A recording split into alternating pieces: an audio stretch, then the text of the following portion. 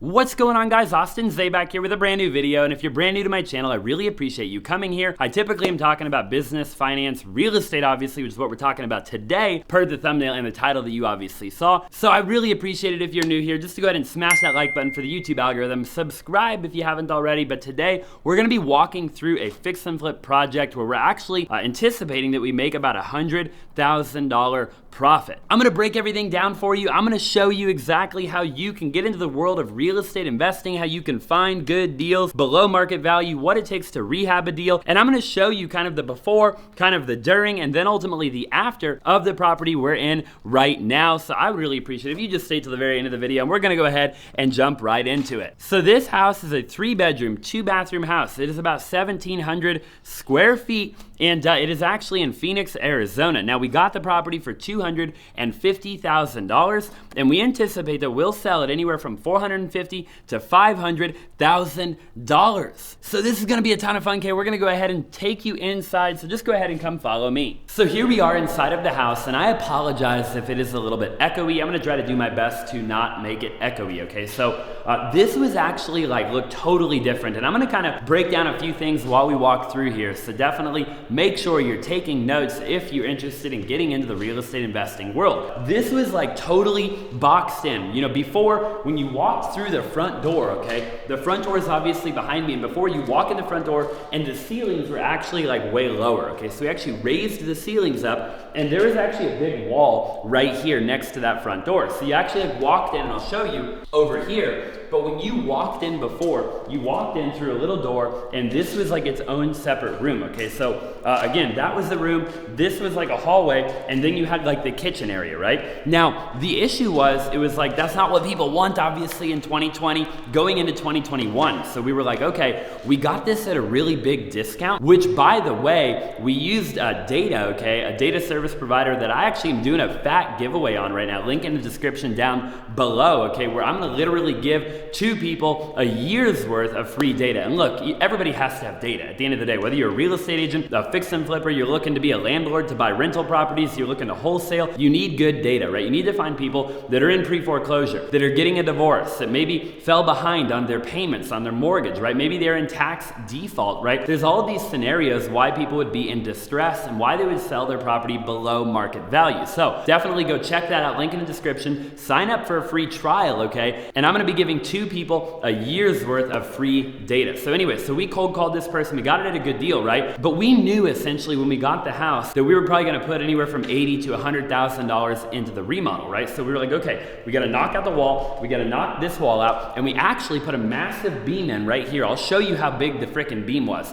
It was literally unbelievable, okay? I watched them put up that beam and I was like, these guys are out of their mind. It was crazy, okay? So anyways, so you knock the wall out, knock this wall out, raise the ceiling, put a beam in. You have to obviously have a beam for support because that was a load-bearing wall. So now obviously you have this massive open concept in here, okay? The kitchen, you've got the living room, you've got it's just all feels super open. You know, you can do your TV over here, you can do your couch, you can obviously put your island in here. It is literally going to be a game changer. So now we're trenching out the concrete because we're gonna go ahead and put the island out here. It's gonna look super, super good. We did all new windows, we did all new sheetrock, all new drywall pretty much.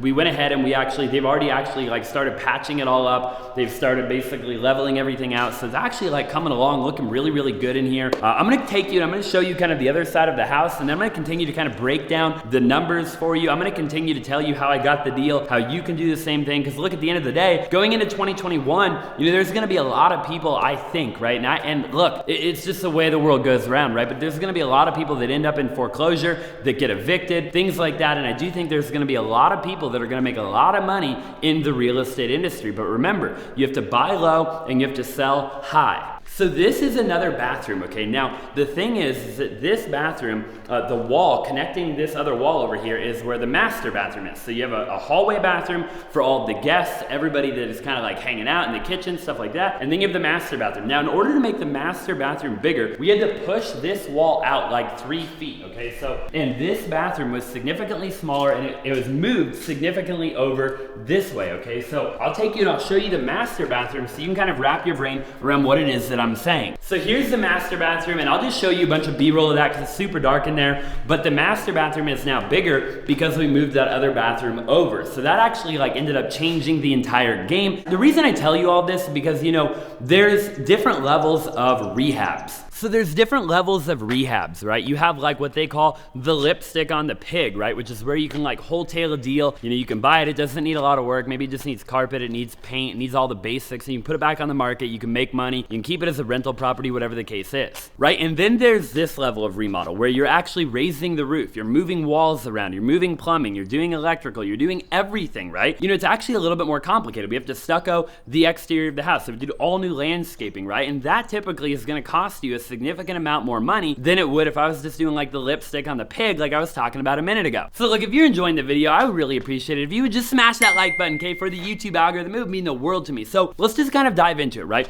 1,700 square foot house, we're gonna spend about 100 grand. Now, if we do the math on that, okay, $100,000, let's just call it 100 grand, divided by, I'm just gonna do 1,750 square feet. That is about $57 per square foot for a remodel. Now, you can get away typically if you're doing more of like the lipstick on the pig type of stuff, you can get away, depending on where you live, the cost of labor, the cost of everything, you could typically get away with $20 to maybe $25 a square foot, right? So you wanna understand how much does it cost to remodel a property? Because if you're wholesaling, you need to factor that in for the end buyer. If you are the end buyer, you've got to factor that in so you're obviously profitable, right? If you're a landlord, but you have to renovate the property then to rent it out, you've got to factor that in because, you know, you might have hard money, you might have private money, right? You might have to refinance. And overall, you know, that is going to literally directly impact your bottom line. Because remember, if you can't buy low and sell high, or just buy low and hold on to it for a long period of time and, you know, take advantage of the appreciation, the depreciation, and overall, you know, your tenants paying off your mortgage, like none of that's possible if you don't buy at the right price. So you want to make sure you're always buying at the right price, right? Now there's a lot of deals out there in the world right now. I know that we're in a red hot seller's market. It is literally unbelievable. It's like a half a month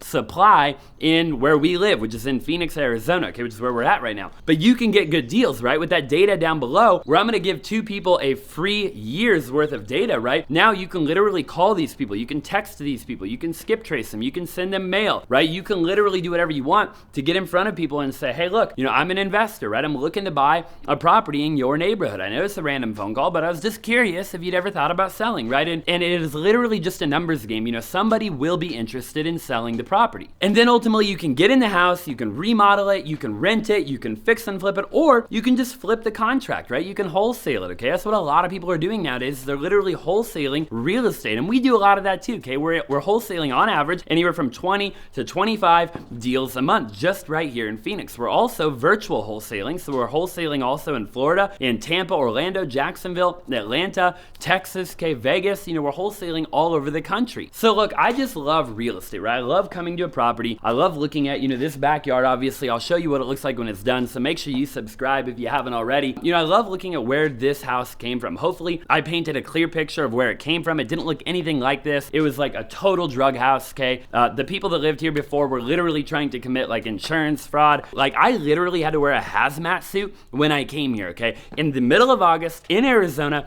I had to wear a hazmat suit just to tour the property. Like insanity, okay? Because the sellers were like super weird. But again, we got a really good deal on the property. We got it literally like almost $250,000 below market value, right? Below ARV, which is after repaired value, which is what the comparable properties in the neighborhood are going for. So look, you know, now we've got to do landscaping. We've got to do landscaping in the backyard, landscaping in the front yard. There's a massive tree in the front yard we got to get rid of. There's a bunch of like big railroad like pieces of wood in the front yard we got to get rid of. A bunch of river rock we've got to get rid of. We've got to get rid of a lot of this stuff in the backyard. You know, we've got to, like, there's a bunch of pavers, just a bunch of weird stuff we got to get rid of. There's literally like a freaking oven that looks like it came out of an RV that we're going to have to get rid of, okay? So, you know, but now we're on the home stretch, right? We're on the home stretch. We'll probably list this property in January. And again, you know, we should make anywhere from 100 to maybe 150,000, just depending on where we end up selling it for, right? Now, we could have kept this as a rental property. It isn't in like my most favorite area of town. So for this particular one, we're just going to put it back back on the market. And I know Meet Kevin would be like, Austin,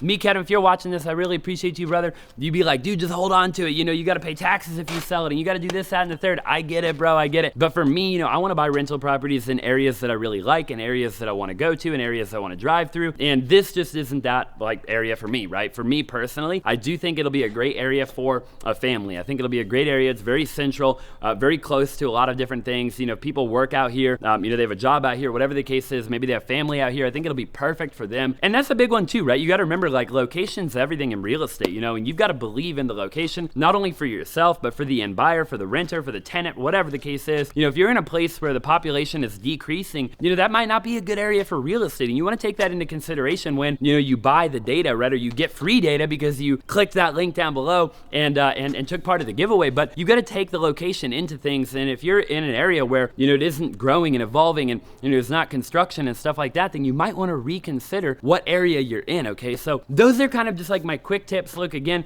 whether you're wholesaling, fix and flipping, building a rental portfolio, what do you got to do? You got to buy low, you got to sell high, okay? Or you got to buy low and hold on to it, wait for it to appreciate whatever over time, right? So remember, data is everything, right? You can drive for dollars. I've got a link for that down below. There's a lot of ways that you can acquire a deal and you can get a deal below market value, right? But you have to ultimately put in the work. There's a lot of people that want to get into real estate, but they don't put in the work, right? So therefore, they get into Forex, they get into Walmart automation or Amazon automation or Shopify or whatever the case is, and they don't get into real estate. But remember, real estate is the most time-tested, proven industry on the planet, man. Like, dude, I'm not that smart. If you're watching the video, you're like, Austin, like, you're doing all this stuff. I'm not the smartest guy in the world, okay? I promise. You know, look, it's taken me 3 years to get to 30,000 subscribers on YouTube, okay? Hopefully by the end of this video, I'll be at a lot more than that, but it takes time, man. Everything in life worth having takes time. So if you want to get into real estate, like, buckle down and get into real estate. Now is probably one of the best times you could ever get into real estate, because I think a lot is going to go down over the next couple of years, and I just encourage you to get in. So look, if you haven't already, smash the like button for the YouTube algorithm. Also, check out my podcast, okay? We interview cool people all around the world, talk about life, business, money, how to invest, how to save, all that good stuff. From time to time, we even will give you a little bit of relationship advice, okay? So definitely check that out if you haven't already. I appreciate you for watching the video. Drop in the comment section what you liked, what you didn't like, what you want to see more of, less of, and I'll look forward to seeing you in the next video.